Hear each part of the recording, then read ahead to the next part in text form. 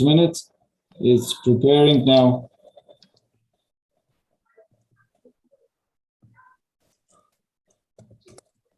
It's streaming private, nobody see. You can start. Okay, thank you, and hello everyone. So since we have very short time, I'll move straight to our agenda. As it was shared by the steering committee in the last meeting we had a couple of days back, that working groups, it is advisable to have a board and a secretary and a chair or president. And the steering committee also said that if we want to do a project, there can be a fund also. So these are the two main things I'd like to discuss about the governance of the working group and about what as a working group will target in the upcoming year. So let us start with discussion on the target. Now, what we had discussed in our last meeting, in the last 15.com, unfortunately, we could not meet mid-year this time because of, the raging COVID. I think no one could really give time, though we had had some mail exchanges. So that time, I'll just remind you what we have discussed is that how we can use the ORF to explore our own NGO strategic planning and our work, how we can use it as a way of evaluating our work related to implementation of the 2003 convention. Now, would anyone want to add to that? Is this the goal we'd like to discuss, or do you have any other suggestions? I open the floor for discussion. You can raise your hand and then I can just invite.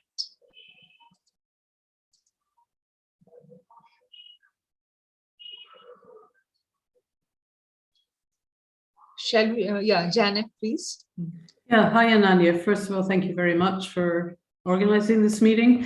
It strikes me that, sorry, your working group is one of the very strategic ones at the moment in terms of how important this issue is to the states parties, and more importantly, the serious challenges that they're facing at the moment in being able to do the periodic reporting.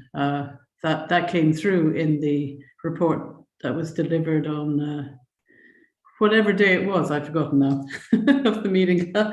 And so I think that, it's really great that, this work that you're doing, as it were, filters through to the steering committee so that then we can, as it were, report on it to the committee through the secretariat. In other words, that they see what we're doing in the forum on this issue, because NGOs are absolutely key for states parties to be able to undertake the process.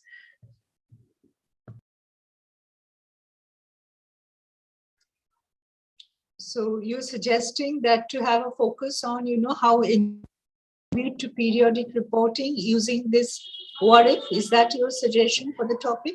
Actually, I think there are sort of two aspects, and I don't want to rule one aspect out by that proposal, okay? Because I think also the other suggestion as to how NGOs themselves can use the framework to determine, their own strategic objectives is very important.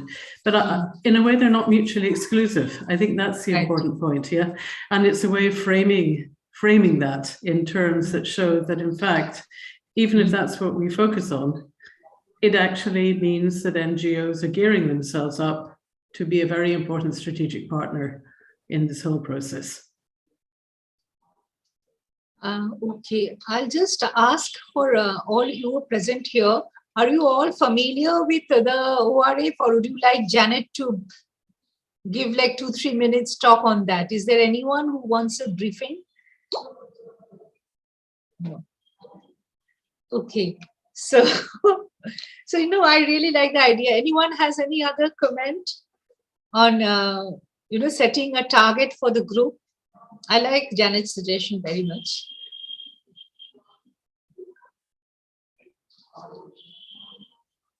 Any comment? Good. So the next question is how we go about doing it. If that is our objective, how we go about doing it. I remember the format you had shared in our last meeting. That was ICH wise, and ATWA and IGENE NGO, and I think CICS, they all presented specifically related to ICH. But I think if you go ICH wise, it is also, very laborious. So what are your thoughts on that? Particularly, I'm asking Joanne and Janet, who have been attending the trainings on periodic reporting. It's your turn, Joanna. I think, say, strategically, states parties can't deliver on the ORF without community, CIG's involvement. It became clear through the training process that the national bodies, the nodes, and the states parties, as the training went on, there was an increasing level of almost panic's maybe too big a word. But what came out of those discussions that towards the end of the training got more accelerated was networking, not only within the sort of training groups, but bringing in NGOs into those online groups. So there's a whole European one. So people starting to exchange their experiences on how to make it work. So, one of the positives, there is a framework. I think it'll take a while for people to become familiar with it.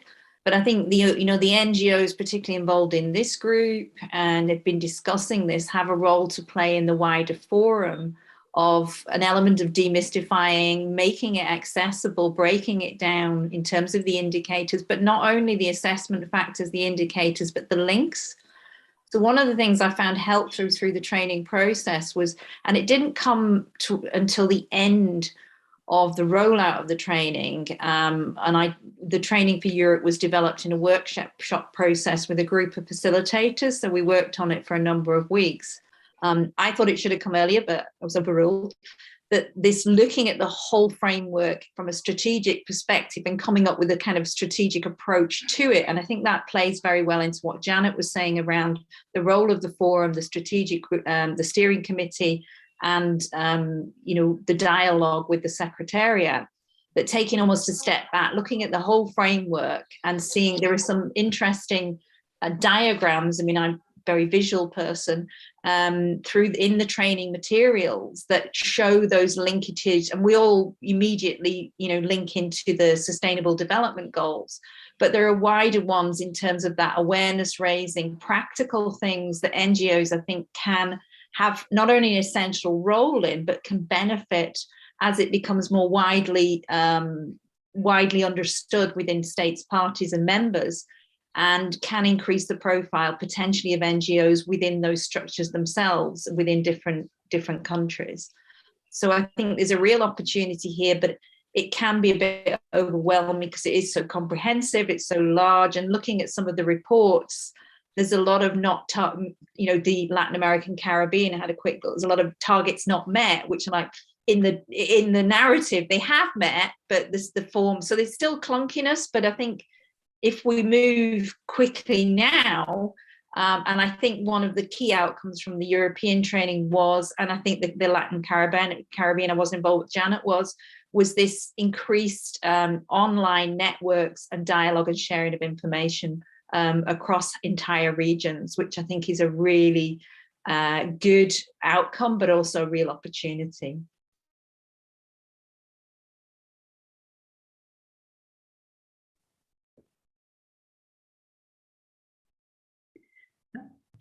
Well, can I just add a couple of words on top of that, Yes. Ananya? Yes. Yeah, Yes. well, I mean, I don't need to say much because I think Joanne has really covered it. Just to say the experience we had in Latin America and Caribbean region was those countries that already had the channels of communication in place with civil society in general found the whole process a lot easier than those who did not.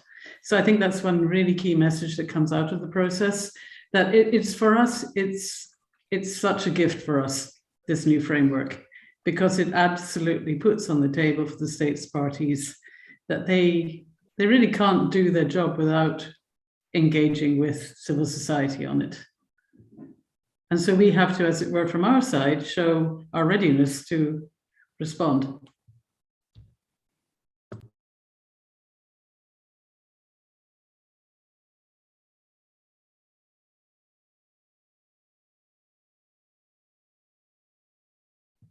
You're on mute, Ananya. Sorry. I was thinking of, sharing this PPT just to have a discussion, to have it, this as a reference. Where is the slideshow?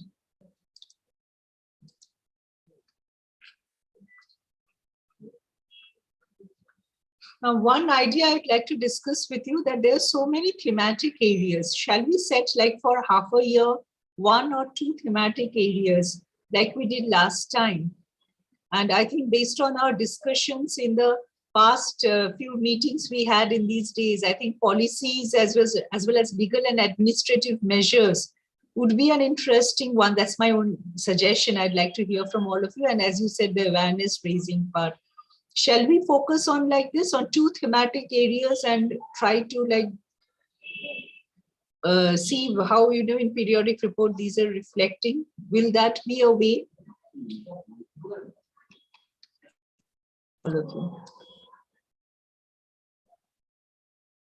Can you see the screen? Yeah, I just wanted to show this for reference. Can you zoom in a little bit, Ananya? So we can see, we can read, if that's the point. Okay, then let me do in this mode. Maybe, Ananya, put a full screen, because it's so small, it's hard to read the text. So since slideshow, it's not working. So let me see in this if it is working.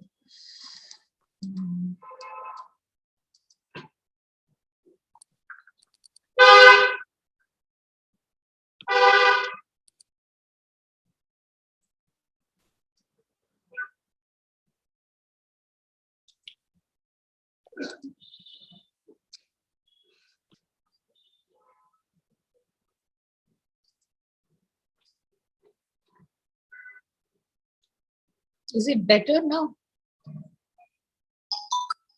Is it better?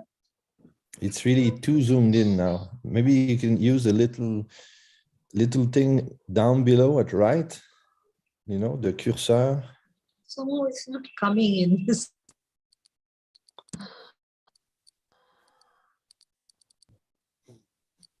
think, Kalawan, do you have control over my screen? I see it's remote controlled. Yeah, I think Kalawan has control. So if Kalawan can help. Maybe you could try just the full screen. I try, but I cannot reach. Okay.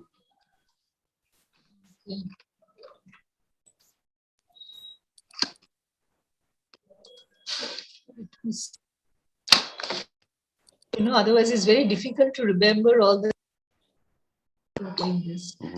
See. Is this better? Yes. Yeah, better. That's better. Yeah.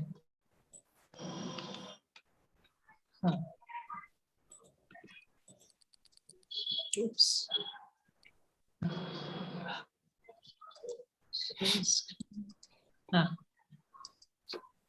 Yeah.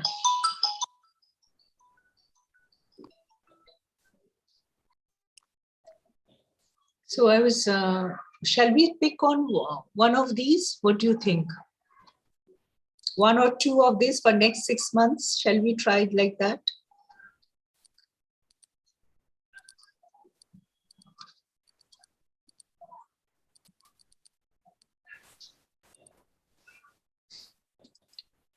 I think Xinhua, then Gulnara, you all tried with the framework. Now, Atwa, what do you think?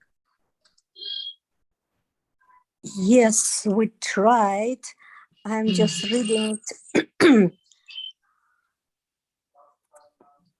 Have you used our version?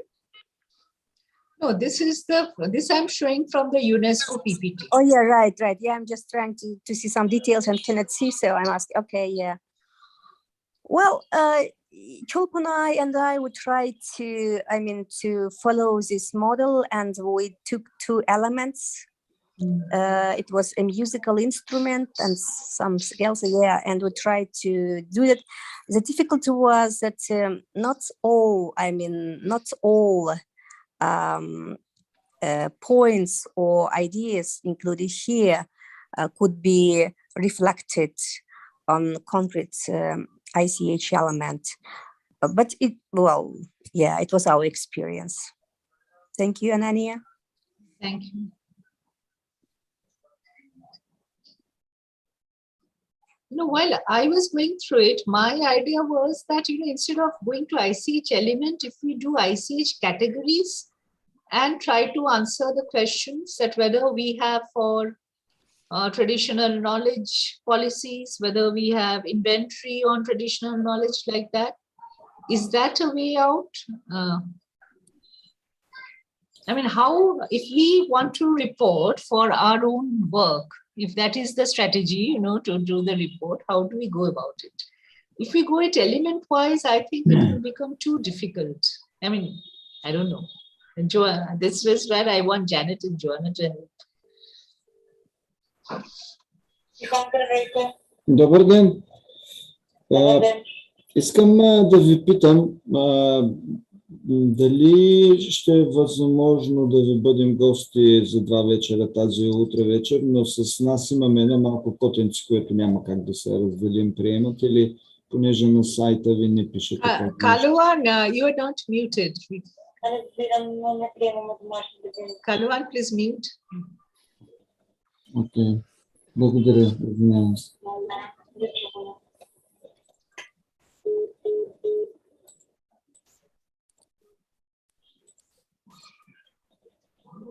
Shall I stop sharing?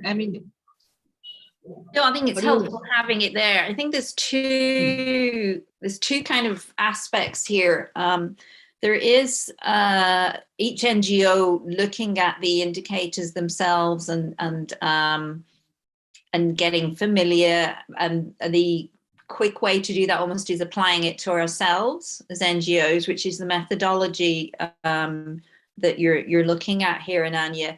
I think the other one is an element of perhaps using the forum as the channel, and maybe something that links to a longer term project of taking some of the training materials that are being shared across nations and tailoring them for the NGO audience. Because at the moment they're all aimed at the sort of states parties. They are quite accessible, but having a good look at them and taking elements, particularly of the indicators that cannot, in theory, all of it cannot be delivered without the NGO input, but there are particular ones that really cannot be delivered, and perhaps starting to think about those first and picking out some of the training materials in order to put it up as a resource, and getting, it perhaps through this working group, some experiences shared of NGOs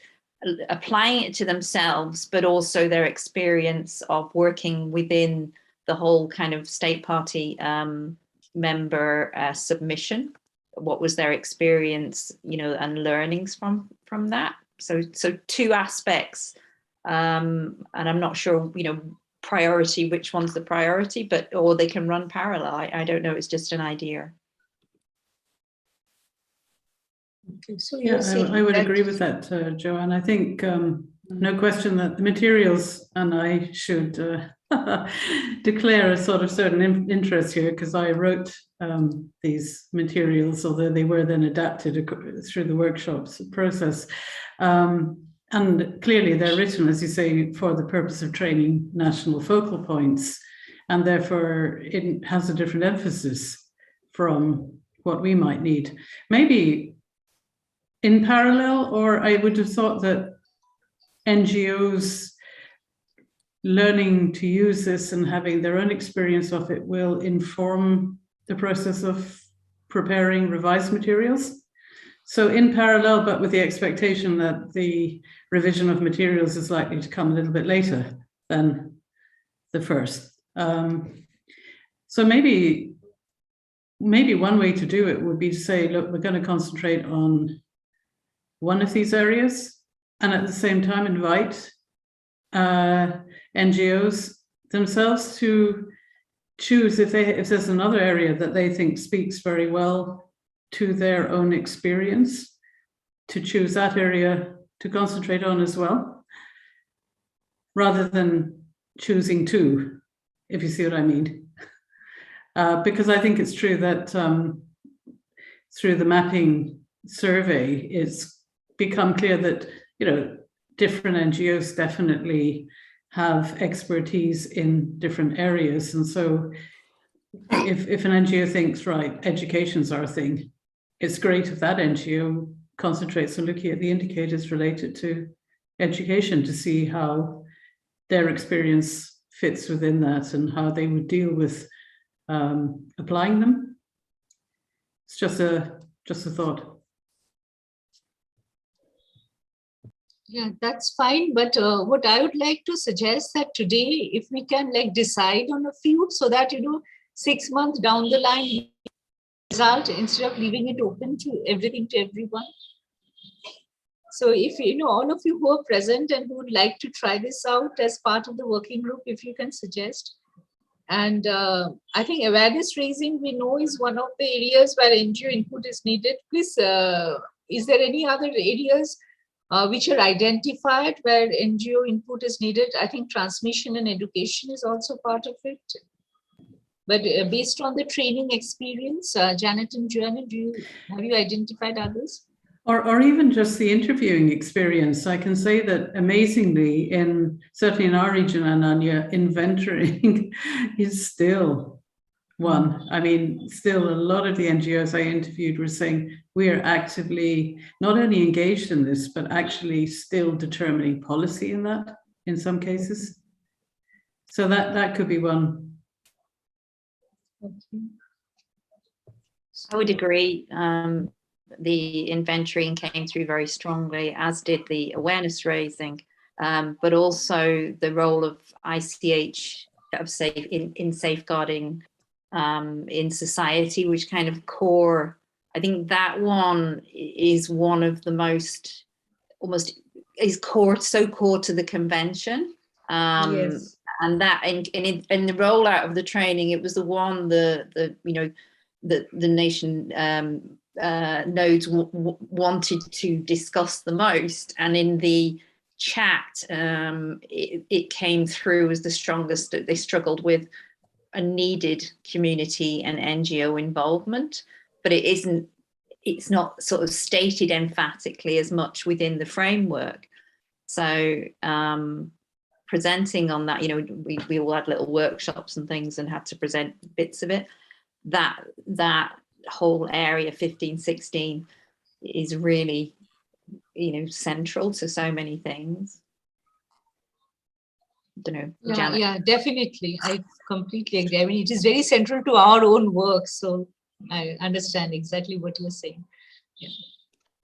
Others in the meeting, please reflect from your work. These three would be very important: inventorying, role of ICH, and awareness. Anything else which you would like to cover if we work together?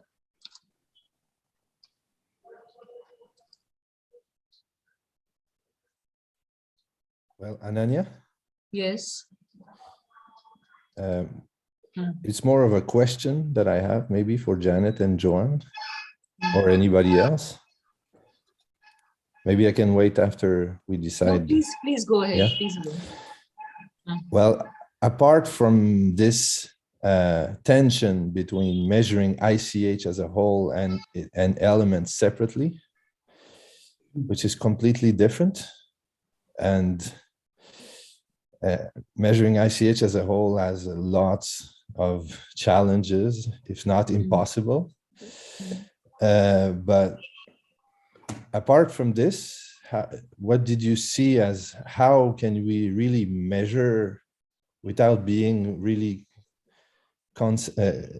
without being really too vague or just saying yes? You know, the country, when it filled this report, I mean, it's really easy to click yes everywhere because they always do some stuff, be it like a super small thing among all what the state is doing or the NGO in the territory. So in my view, maybe you can correct me, they can always click yes and say a little thing, which is of no importance regarding the, well, of really small importance regarding the whole portrait of safeguarding ICH. So we have to, compare always, how this little thing is comparing to the whole picture of what the state is doing. Is it possible with this framework to assess that kind of thing and how the state can really measure it, or is it more of a way to impulse the convention positively and do not really not care, but that's not the word, but do not care too much about the measuring itself?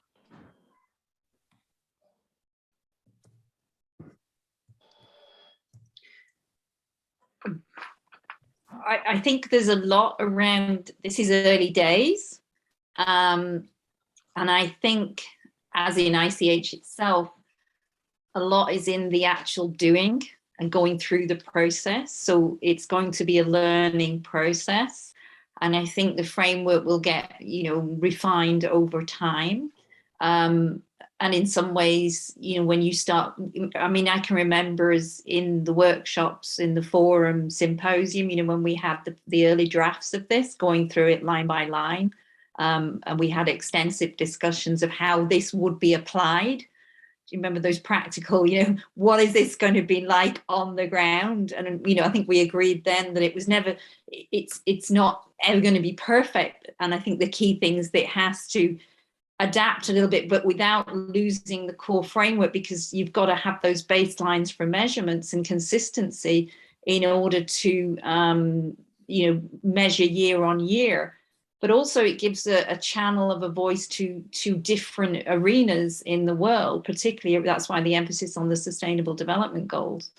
So, feeding into that agenda with, tangible, shall we say, results from the convention. The convention is making a difference. It has an impact. So it's got several different audiences. But I think that whole, and I think it has come through in the way the training has been rolled out, of this iterative process of learning along the way, of encouraging networks to develop. And I think that's one of the outcomes unexpectedly of moving to digital that has made that a lot easier to do in terms of larger groups meeting, webinars or whatever, and creating their own webinar networks to discuss, to train, but also to refine and unpack some of these lines, these sentences within the indicators into how does that translate on the ground? What does this really mean for practitioners, for states parties? How do we bring it together? So I think almost some guidelines maybe in the longer term of not taking it totally as written, but how to apply, and some practical sort of common sense, dare I say, although sense is not really common, of how to work with this framework rather than work just within it, if that makes sense. I don't know, Antoine, say maybe remember those times. Can I, before maybe Janet want to say something just to complement it? Thanks, Antoine. Oui, merci.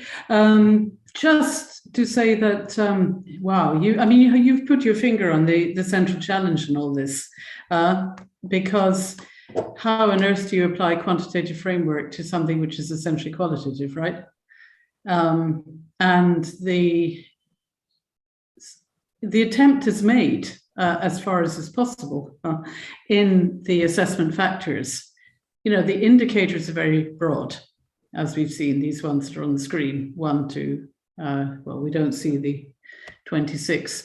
And so it's very, they're far too general. So in the assessment factors that are, developed for seeking to get this sort of gritty detail on these. And let me put an example in the chat here. This is assessment factor 4.4. Well, you've got 4.4 twice now. Okay, again, it's not, I mean, it's not perfect, but I think when you start to get to this, it is actually seeking to find, you know, certain outputs that are not necessarily measurable as such, but their mere existence can tell a bit of a story. But I do agree with Joanne, an awful lot of it is actually, I think it's important to, sorry, I didn't put it in the chat. I forgot to click on the return. Here it is. I think also it's about the value of the process. In other words, it really is starting to focus the states parties and their focal points on really what implementing these measures involves. So in a sense, the question really is, how much is it actually measuring performance? And that's your question, I think. Am I correct, Antoine? I mean, how much can this really measure performance?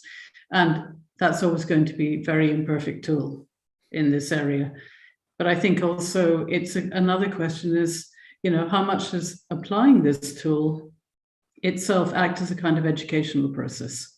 And it's a process also that, as we said, requires bringing in a range of stakeholders. So even by doing it, that's actually achieving something on the ground already. Yeah, that would perhaps be the way to look at it. Yeah, may I just add that exactly in this sense, the job we've been doing here in Quebec and trying to measure a lot of things, one of the outcomes is exactly that. What Janet and Joanne is saying is that it helps to create new networks of stakeholders, and not necessarily between NGO and the state, mostly between the state's division in itself. So it's very, how do you say that in English? Transversal.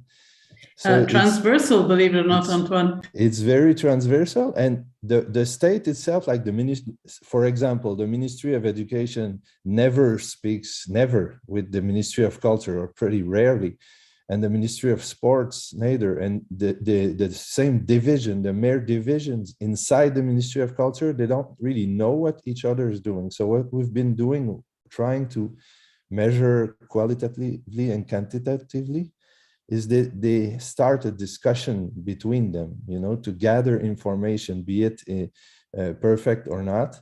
At least there's a bell ringing for the first time in the head of a lot of stakeholders. And, oh, okay, ICH exists. Oh, okay, we may have done something or not, but we start thinking about it. So for the state itself, in our case, helped by an NGO, pushed by an NGO, but within themselves, they are starting at discussions with the start of all those kind of things, not necessarily the RRF, but I mean the idea of measuring and rendering information. Yeah, so it's very positive, and there's a lot to come with this. Yes.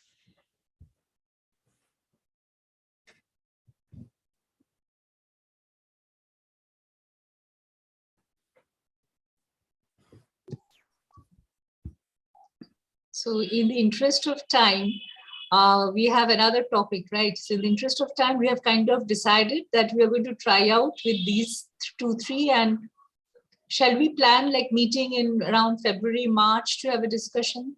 Shall we do that? I'd like to hear from others who have not spoken so far. Yes, Ananya, I think that would be a good idea to have a meeting maybe in February and March, and perhaps you know, have a sort of prepare an agenda ahead of time so that people can kind of reflect on different aspects of the problem, and then when they come to the meeting, you know, they can have some immediate input. Like, you know, we talked about what are the best approaches. Should we do it indicator by indicator, or NGO by NGO, which tries to apply the indicators?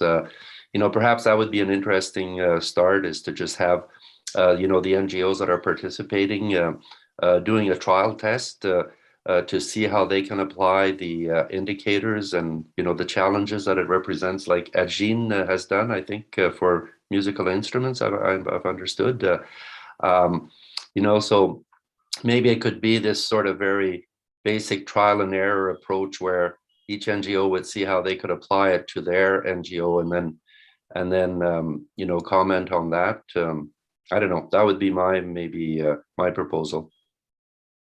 Yeah, and we can focus on the three we discussed: awareness, role of ICH, and inventory. Yeah. Not too much, just these three, because a lot of indicators under them. Right. Or is it right. even that is quite big, right, Janet? You're muted. No, I am muted. It's all pretty big, you know. But hey, why not be ambitious, Anya? Anyone has any other suggestion? Then we conclude this as our agenda, and then maybe in the next meeting we can share how we try to apply. And it cannot be for ICH as a whole. It has to be some kind of element of ICH, but might not be a very specific, right? So Joanna and Janet, we can try that way, right? Like it could be crafts, it could be storytelling. Can we do like that? It's not how it's meant to be used. That's the only thing. I mean, the framework is intended to be finding out what, in the case of the framework, the states parties are doing across the board for each of the assessment factors where it's relevant. So in a way, it wouldn't be applying it as it's intended, but that's not necessarily a reason for not doing it that way. If it makes it easier to handle. Joanne, what do you think? I think there's a usefulness in applying it to the NGO itself. I would look at organizational, because we work as organizations rather than one specific, and one organization might work with a number of elements. But within the framework, you're looking at the role of how the NGO would contribute to the reporting in those areas. So I think it's like Janet's saying, keeping an eye on the whole, the context. So if you take it out, you decontextualize what you're doing. So I think the proviso is to do it and do this, but be aware of the wider context, that this is an overall results framework for state parties to report on. And it's the NGO specific contribution within that wider context, which we want to help NGOs to be able to articulate, report on, and be clear on confident in their role within that overall results framework. Thanks for framing that. So that is our project goal. Yeah. Okay. Any other comments? Otherwise, I'll move to the next topic. Good. So all of you who are here, oh, Hani, yes, please. Yeah. Yeah, before leaving our, the discussion, I would like to know the capacity building activities on ORF by the UNESCO ICH section. Is it possible for that kind of capacity building activities to NGO? Because I would like to know that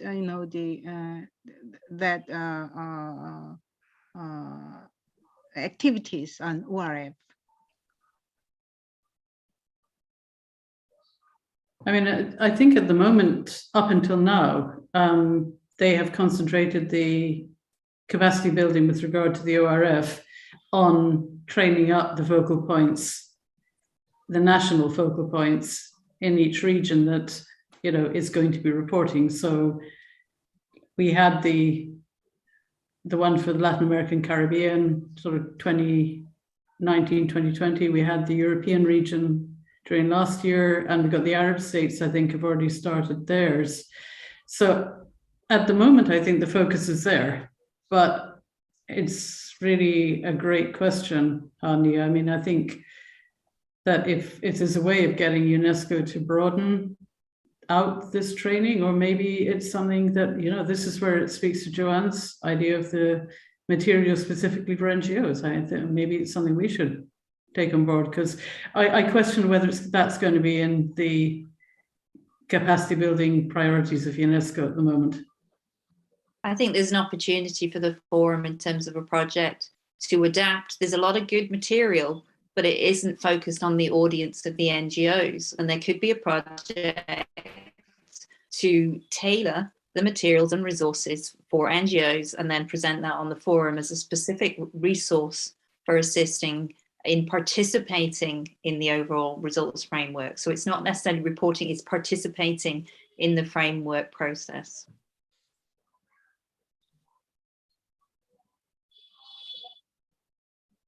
And apart from, there is some capacity building material available online in the UNESCO site. Is there anything else, or is that it? Janet, you have your hand raised. I was just clapping Joanne, actually. Okay. I think it's a great point. Yeah. There is a lot of material. There was, say, in the different working groups, and I'm not entirely sure where it all is. I've not looked to see what's up there. I know in the intense working, I mean, we worked for weeks. It's all a bit hazy because it was 4 a.m. every morning. So for me, there is a lot of material there. So I think it's maybe a chat with the Secretariat to establish that baseline of what materials have actually been produced, where it is. And I think this is one of, you'll be assisting the Secretariat. It'll be very helpful to them, because I think there's so much activity going on, particularly as well because of the digital format, that a project that's, with a defined brief around the NGO field would be welcomed.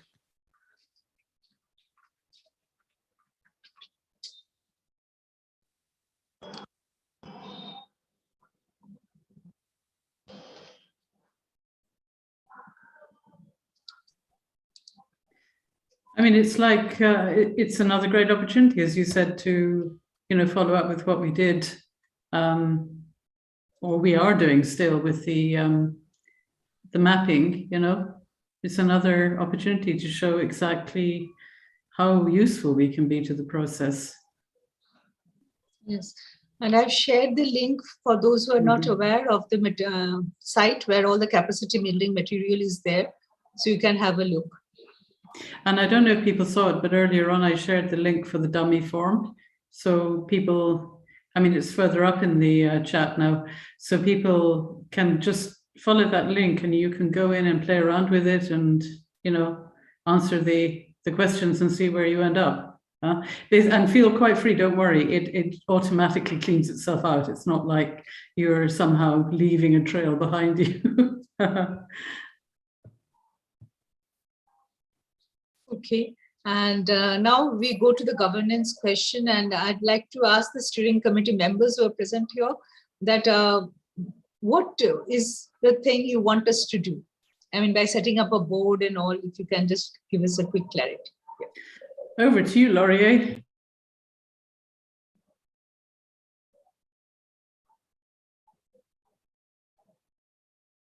You're muted. You're muted. I think I'm muted. No, can you hear me now? Yes. Okay. No, the idea is to simply have the working group structured a bit better, so that we know who the chair is and who the members are, and their kind of their governance structure. It's just that now in the bylaws, it is required, and so I think it's I think in the steering committee we think it's good governance practice to simply have the working groups structured so that there is a well-identified chair and secretary and membership. I mean, that's not very complicated, but it's just a question of good governance practice and working efficiently and communicating. Also having the steering committee have a better idea of who's doing what, and and reporting. I mean, it's not a question of sending huge reports, but keeping the steering committee members of the activities so that we can interact and be informed, and also inform you of what we feel is important, or special requests that come from the Secretariat. It's not it's not more complicated than that. Okay, so I've requested all of you to share your email ID, and can I assume all of you want to be a member of the working group? If not, let me know. Otherwise, I am assuming all of you are members of the working group, and there are some people who could not join today, but they had participated in our earlier meeting, so I'll email them. So that will formalize the list of members. So all of you, I again request, please write your email IDs in the chat and your names and organizations, so that I can have a list. Okay, the next thing is having a chair and a secretary. So how do we go about doing that? Suggestions? May I just add something about the members before?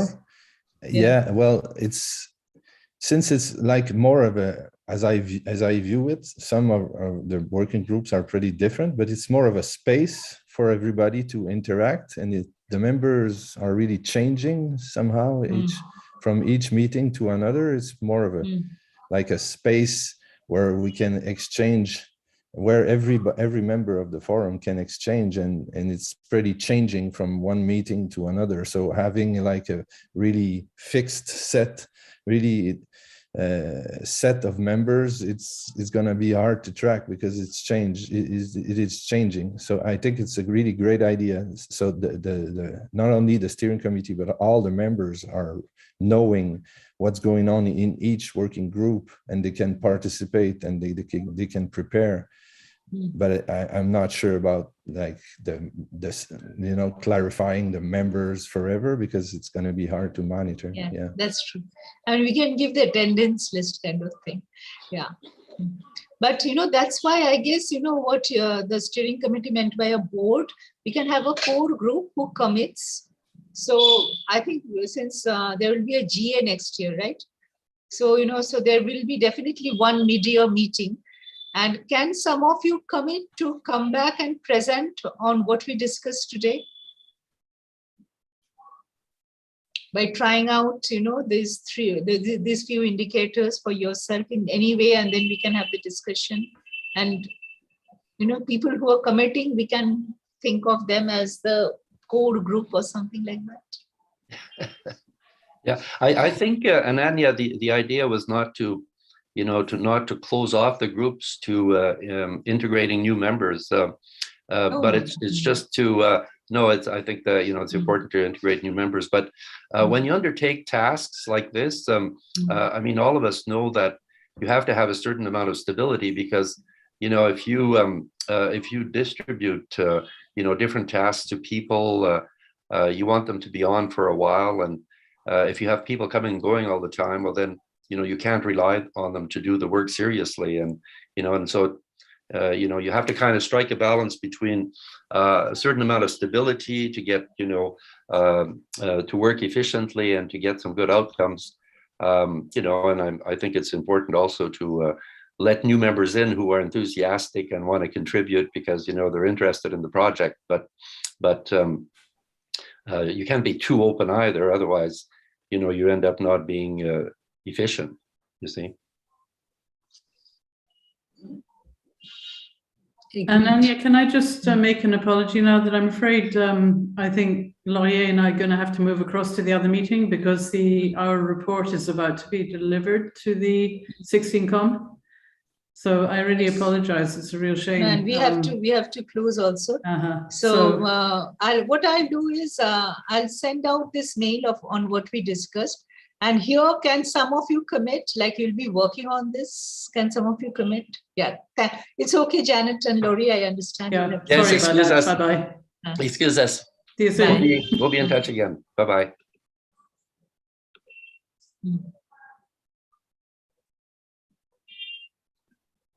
Yeah, I think it's interesting, yes, to keep it open as a space for discussion, but what has been said, it's also interesting, yeah, as you are doing right now, Ananya, to set a not necessarily a core set of people, but people who wants to do a task, like a special board, open board, but appointed to do some tasks. Yeah. And Anna, you're doing a fantastic job leading this. Yes. Formal elections, but can you be there at the moment? Can I propose? I second. I second, Joanne. So you can be the chair, Ananya. Okay, thank you. If there is no objection. And then next we have to propose for a secretary. So any proposal on secretary? From another geographical region, I think that would be good.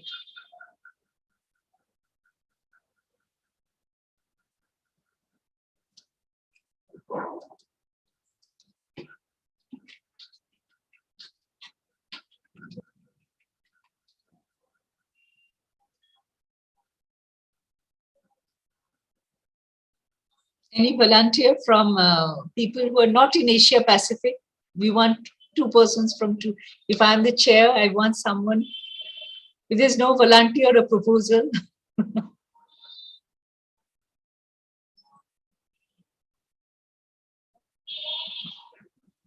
Everyone is so silent. Can you can be the chair and no, I can't be. No? I can't be. And I know Hani, Shinwa, then Gulnara, they are all very interested, but I think they're all Asia Pacific. So,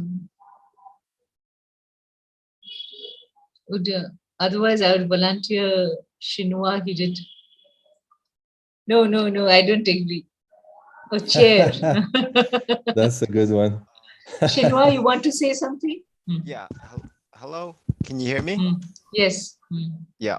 So what's the actual role of the secretariat here, or the secretary? Basically, having 2 point of contact persons, because we are doing all this voluntarily, and sometimes I might be too engrossed in my own life and work. So at least there's another person who pushes it, or you might. 2 persons is always good as a team driving the working group. Sure. I mean, I don't mind doing that. Yeah. Okay, so anyone to second? I think we raised thumbs up, right? So Shinwa is a secretary by consensus. So this is what we have discussed, that we'll all look into the capacity building material. That's from where I shared the PPT. If you want, I can share it as an attachment in the mail. And this is a capacity building material which is available online. Let us look through it and try to see, if we are going to report on it for the work we do, how to go about doing it. We'll try to have a meeting in another 3 months, and if there's not enough response, at least in GA. Can we conclude on that?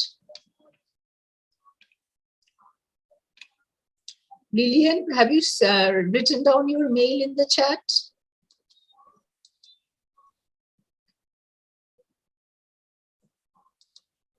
Okay, definitely I'll put everyone in the mail. Usually I send the mail to everyone, but when I'm, after people to have a meeting, I make shorter groups, so I'll definitely include you. And Joanna, do you think, since you have gone through the training, maybe in the next meeting, would you volunteer to have some kind of orientation for the people who attend? Today we didn't have so much time. Yes. Will that work? Huh?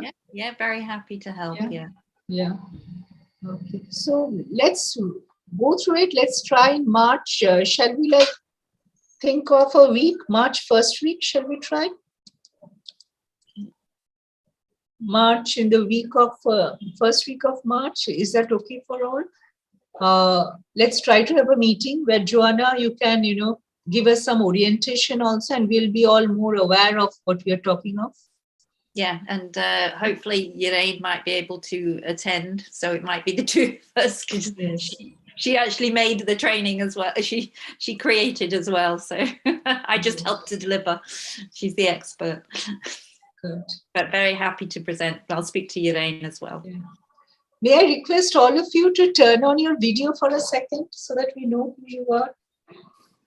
And I can take a group photo. We have missed some of our members, but please turn on your video. It really runs away.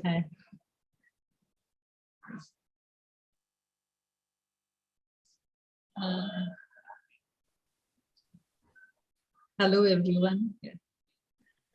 Leonce. Yeah. Hi, how are you? We have not met this time. Yeah. I'm so. And you? Hello. You're so. Okay. Nice meeting you. Sorry, today we don't have time to introduce ourselves. Carla, Martin, Sigmund, are you here? Okay, then I'm taking the photo. So all of you smile, please. Yeah. So here goes my print screen. Okay. I won't. Let me see whether it has come up properly. Yeah, no. Let me close the chat. Once more. Hello, everyone. Thank you. And so I'll write to all of you. And you have written your email IDs, right? I will send you a chat if you didn't record it. If you can get a chat. Yes, please send. Thanks, Okay, Kalwan, for all your support. Thank you, everyone, for joining. Great job, Bye. Ananya. Ciao.